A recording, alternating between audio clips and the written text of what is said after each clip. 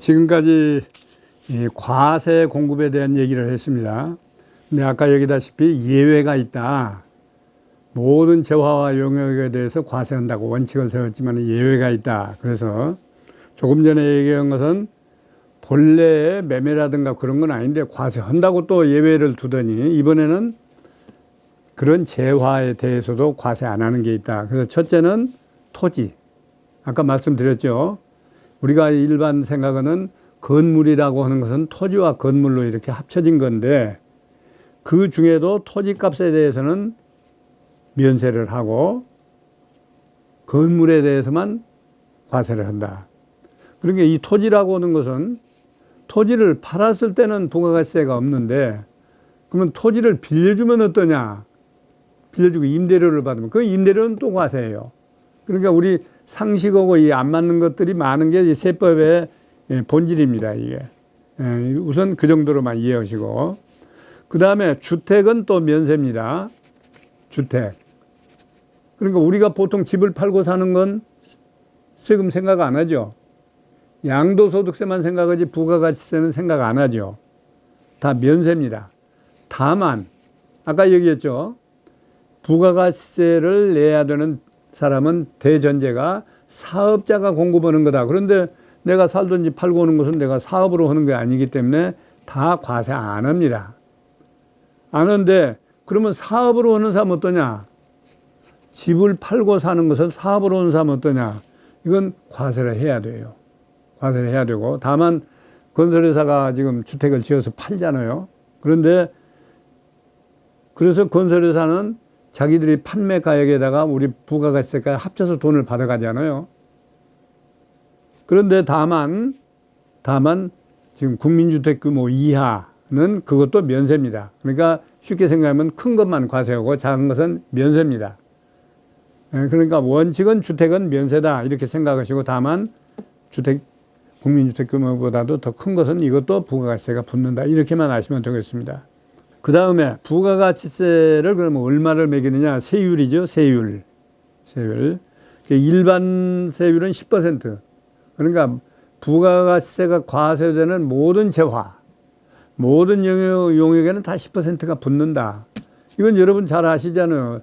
여러분이 식사하고 밥 먹고 밥값 치르면 그 계산서 딱 보면 밥값은 얼마, 부가가치세 얼마 이렇게 딱 붙어 나오잖아요. 그게 10%다. 다만 간이과세라는 게 있죠. 간이과세. 아까 내가 사업자 분류를 할 적에 일반 과세자가 있고 간이과세자가 있다 그랬어요. 규모가 적은 거. 간이과세에 대해서는 2% 세율 구조가 이렇게 되었다. 그러면 간이과세가 어떤 거냐? 일반 과세는 다 10%니까 설명을 필요로 없고 간이과세라고 하는 것은 작년 그 1년 전에 공급 대가가 여러분한테는 그냥 매출액이 이렇게 생각하면 더 좋죠. 1년 전에 매출액이 8천만 원 이하, 지금까지는 4,800만 원으로 했습니다. 1년 매출액이 4,800만 원, 그러니까 한 달 매출액이 400만 원 정도. 거기에 미달하는 것은 간이과세자였는데 이번에 바로 얼마 전에 8천만 원으로 그 기준을 올렸어요. 8천만 원. 그러니까 어지간하면 요 조그마한 구멍가게 같은 것은 간이과세자가 될 수 있죠. 그런데 문제는 부동산은 아까 임대료 받는 것이 과세 대상이라고 그랬죠. 임대료. 근데 그런 내가 받은 임대료가 1년에 그러면 8천만 원 못 되면 그 8천만 원 이하면 그러면 나도 간이과세자냐? 그렇게 해줘야 막하죠. 일반 원칙에 의하면. 그러나 부동산 임대는 일반적으로 다 과세하도록 되어 있어요. 작고 크고 문제없이 다 일반 과세자다. 이렇게 해버렸어요. 부동산 임대하는 것을 이 세법의 측면에서 보면 계속 미워하는 거예요. 부동산 임대, 부동산 양도, 이거 부동산자가 붙으면 다 미워하는 거예요. 그래서 부동산 임대는 규모가 작고 크고 간에 다 일반 과세자다. 10% 세금을 내야 된다. 따라서 세금 계산서도 발행해야 된다. 반드시. 다만 이것은 이제 지역별로 지정한다고 되어 있어요. 그러니까 지금도 부동산이 그렇게 값이가 비싸지 않다든가, 그런 낙후된 지역이라든가 이런 데는 부동산도 다른 사업과 마찬가지로 8천만 원 이하는 간이과세자인데 정부가 이렇게 지정을 합니다. 대표적인 예가 이제 수도권입니다. 서울을 중심으로 한 수도권. 서울은 어떠냐? 작고 크고 간에 간이과세자가 될 수 없다. 임대료에 대해서 세금을 내야 된다. 세금 계산서도 교부해야 된다. 그렇게 되어 있습니다. 그래서 저는 부동산이 없는 사람인데, 조그만 시건 거, 우리 아이들 가지고 있는 조그만 시건 거, 그런 거 1년에 받아봤자 몇 푼 안 돼요, 임대료. 그런데 간이과세자가 되지 못하니까 일반 과세자로 분류가 되어버리니까 서울이라는 이유로, 그래서 거기 세금 계산서 교부해 줘야 되고 뭐 신고하고 보통 복잡한 거 아니에요. 규모가 적어도 본인 납세자는 이걸 하기가 어려워요. 요새 세제가 하도 복잡하게 되어 있고 또 이 납세자한테 정부에서 각종의 협력 의무를 부과해 놨단 말이죠. 세금 내는 것 말고도 이런 거 내달라, 이런 거 내달라, 이런 거 이렇게 해라. 여러 가지 의무를 부과해 놔가지고 거기 안 지키면 가산세가 많이 붙는단 말이에요. 그래가지고 조그마한 뭐 건물, 심지어는 1년에 뭐 겨우 임대료 돈 1,000만 원 받는 거, 이런 것도 지정된 지역, 가령 수도권, 서울 이렇게 지정된 지역은 일반 과세자로 분류되기 때문에 보통 복잡한 거 아니다.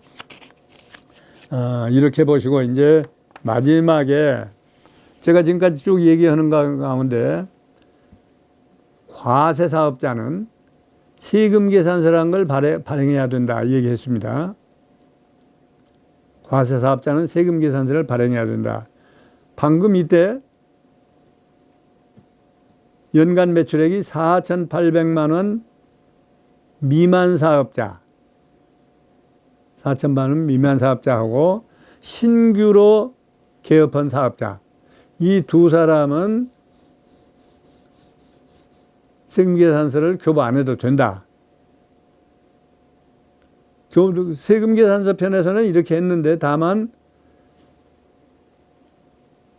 지정된 지역, 서울처럼 대도시처럼 이렇게 지정된 지역은 간이과세자가 될 수 없고 다 일반 과세자가 되기 때문에 누구든지 다 세금계산서를 교부해야 된다. 다만 그 다음에 또 그러면 세금계산서를 언제 교부해야 되느냐? 아까 맨 처음에 얘기했죠. 공급 시기에 납세 의무도 생기고 세금계산서도 교부해야 된다 그랬죠. 그러면 그때가 세금계산서를 교부해야 되는 시점이에요. 그러면 언제가 교부되는 시점이냐? 재화. 아까 잠깐 처음에 말씀드렸죠. 모든 재화를 공급해 놓은 경우에는 인도 시점입니다. 아까도 말씀드렸습니다만 돈 받는 시점이 아니고 인도 시점이에요. 그러니까 내가 물건을 팔았어요. 근데 돈을 한 달 후에 받기로 했어요. 소위 예상 매출이죠. 그러면 한 달 후에 받기로 했으니까 그때 세금계산서 교부해야 되느냐? 아니에요. 오늘 물건 팔았으면 오늘 교부해야 돼요. 세금 그 돈을 받는 것은 언제 받든지 상관을 안 해요. 그 용역은 뭐냐? 내가 일해줬다, 뭐 수리해줬다, 내 차가 고장나서 내 차 고쳐줬다. 그 수리비는 언제 세금계산서를 교부해야 되느냐? 그 차를 다 고치면 수리가 완료되면 그때 교부해야 돼요. 돈 받고 안 받고가 전혀 문제가 안 됩니다. 그 다음에 임대는 잠깐 한 번만 임대하면 문제가 안 되는데 임대를 내가 계속한다. 1년 또는 몇 년 흘렀는지도 모른다. 그런 사람들은 어떻게 할 거냐? 이때만 대금 기준이에요. 대금을 언제 받기로 했느냐? 그때 교부해야 된다. 그러니까 임대계약은 보통 월세로 하죠. 월말이다, 매월 15일이다 이렇게 계약을 하면 그날이 공급시기라는 말이죠. 근데 보통 이 임대료도 보면 주위에서 보면 이 조그만 시간 사업자는 그걸 지키기가 어려우니까 대금 받는 시점에 하는 사람들이 많아요. 그 세금계산서 왜 교부 안 했느냐 그러면 아직 돈 안 받았는데요. 이렇게 보통 얘기한단 말이죠. 그러나 계약서에 보면 15일 날 돈 받기로 했다. 말일 날 돈 받기로 했다. 그 시점에 끊어야 돼요. 돈 받는 것은 차후일이란 말이죠. 이게 이제 우리가 조금 주의할 일이고, 그 다음에 또 하나 여러분 개념을 좀 구분해야 될 것은, 보통 우리가 세금 계산서 하는데 세금이란 두 글자가 빠진 그냥 계산서가 있단 말이죠.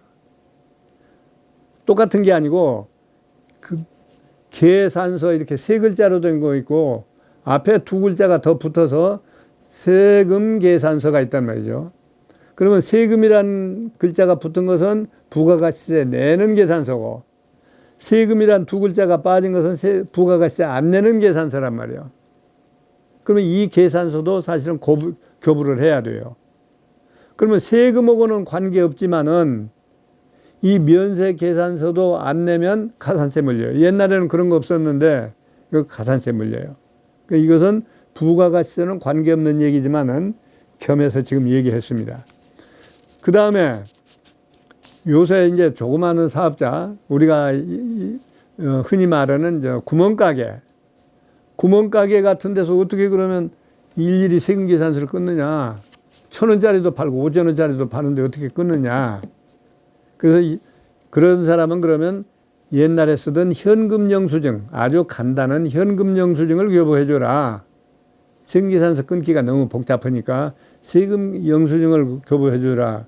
그러면 어떤 사람이 영수증을 교부하느냐. 정부에서 다 지정을 해야 돼요. 이런 업종은 현금 영수증 끊어줘도 된다. 근데 이 현금 영수증 끊어주는 범위를 자꾸 좁혀가요. 그래 어지간한 데는 다 끊어라 이렇게 돼 있단 말이죠. 그러면 내가 하는 사업 업종이 현금 영수증 끊어줘도 되는 업종이냐, 이것만 판단하면 되는데, 이건 세무서에서 다 지도를 하니까 당신네는 영수증 끊어도 되는 업종이다. 당신네는 세금 계산서 끊어야 되는, 다 지도를 하니까 그 지도 받아서 하면 됩니다. 그 현금 영수증 이것도 안 끊으면 벌과금을 얼마를 매기느냐? 안 끊은 금액의 20%를 매겨요. 뭐 엄청난 거예요, 이게. 세금보다도 더 많아요. 그렇죠? 부가가치세는 얼마입니까? 아까 얘기했다시피 안 냈으면 얼마야? 10% 매기죠. 근데 이것은 영수증 교부 안 했다고 해서 교부하는 금액의 20%를 매겨요. 근데 과거에는 50% 매겼어요. 가령 내가 100만 원 이번에 일을 해주고 100만 원짜리 끊어줬는데 현금 영수증 안 끊어줬다. 그러면 100만 원에 50% 50만 원 벌금을 매겼어요. 너무 많이 매겼단 말이죠. 납세 의무자도 아닌데 단순히 영수증만 끊어주라고 해서 안 한 건데. 그래서 제가 옛날에 이건 너무 과하다. 세금을 안 낸 것도 아닌데 영수증 좀 안 끊어줬다고 해서 안 끊어준 금액에 50%를 매기다니 무슨 얘기냐. 이건 신문에는 내가 썼어요. 근데 신문에 쓴 것만으로는 효력이 물론 없죠. 그런 뒤에 그래도 내가 쓴 신문을 봤는지 어떻게 했는지 하여튼 50%에서 20%를 줄였어요, 지금은. 그럼 엄청난 거죠. 그래서 여러분, 소홀히 할 만한 게 아무것도 없습니다. 20% 세금 문다고 생각해요. 엄청나요. 실제 사례를 내가 한번 얘기하면, 어떤 의사가, 내가 세무 관리를 해주는 그 병원 의사가 자기하고 같은 방에서 의료 행위를 하는 친구 의사의 어머니를 치료해 줬대요. 성형 치료를 해 줬대요. 더군다나 같은 사무실에, 같은 건물에서, 같은 층에서 같이 쓰는 방에서 쓰는 그 의사의 어머니여서 그냥 조금 받고 영수증 안 끊어줬다는 거예요. 그런데 이게 고발이 들어왔어요. 영수증 안 끊어주더라. 그래가지고 할 수 없이 100만 원어치인데 50만 원 벌금 물었잖아요. 그러고 난 뒤에 제가 그 신문에다 그런 글을 썼어요. 이건 과하다. 그러면 과하다는 것이 뭘 기준해서 과하다는 거냐? 기준이 없죠. 무엇에 비해서 이건 과하다고 해야 이게 과한 것이 되는데 기준이 없어요. 그래서 이제 제가 쓴 글에는 이렇게 썼어요. 헌법에 보면 37조인가 어디 있는데 헌법에 보면 지나친 것은 과잉, 지나친 것은 안 된다. 아무리 계약이 성립되고 법률에 있더라도 지나친 건 안 된다. 그래서 헌법에서는 이런 원칙을 뭐라 했냐면 과잉금지의 원칙이라고 해요. 과잉금지의 원칙. 지나치다. 과잉금지의 원칙. 그러면 헌법에서도 그러면 지나치다는 걸 뭘 비교해서 지나치다고 하느냐? 이렇게 얘기한 거. 물론 이론에 불과하지만은 이 법률이 이런 사람을 보호하려고 하기도 하고 이런 사람을 보호하려고도 하잖아요. 그러니까 이 세금을 매겨서 보호하려고는 그 보호 이익보다도 더 많이 침해했다. 그런 경우에는 이게 과잉이다 해가지고 과잉금지 원칙이라는 걸 세웠습니다. 그래서 마침 20%로 줄여주었는데 20%도 엄청난 금액이잖아요. 세금을 내도 20% 내면 많이 내는 건데. 그래서 여러분 조금 주의하셔야 될 점입니다. 하나도 소홀히 할 수가 없습니다. 그 다음에 이제 마지막입니다. 신고를 해야 되죠. 모든 세금은. 신고 안 하는 세금은 없습니다. 다 무슨 세금이든지 정부에 신고를 하게 돼 있어요. 신고 안 하는 세금 딱 한 가지 있어요. 인지세라는 인지세라는 세금이 있습니다. 문서에다 인지 때려 붙인 거. 그것은 내가 때려 붙이면 그것으로 납세의무를 다 한 것이지 얼마치 붙였습니다. 이렇게 신고는 안 해요. 그것 말고는 다 신고를 해요. 부가가치세도 신고를 하는데 1기, 2기 이렇게 나눠서 하죠. 1기는 1월 1일부터 6월 말까지 1기죠. 그것은 25일 후 7월 25일까지 신고를 하고 그 다음 2기는 그러면 7월부터 12월 말까지 그러니까 6개월 단위로 끄는 거죠. 1기, 2기를. 그것은 12월 말까지인데 12월 말에 신고할 수 없으니까 다음 연도 25일 그러니까 1월 25일까지 신고다.